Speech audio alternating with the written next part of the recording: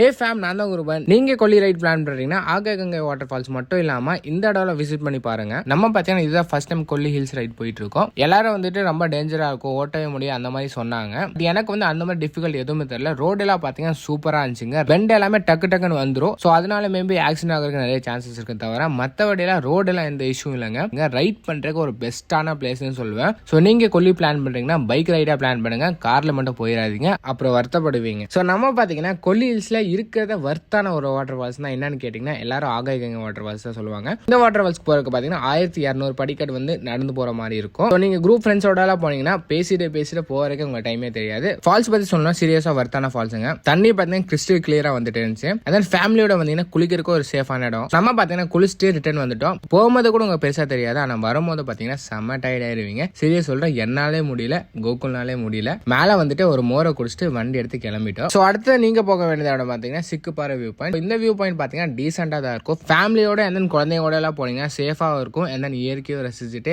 View பாயிண்ட பாத்துட்டு வந்துடலாம். நம்ம பாத்தீங்கன்னா அடுத்த வியூ பாயிண்ட் வந்து வயர்லெஸ் வியூ பாயிண்ட் போயிருந்தோம்.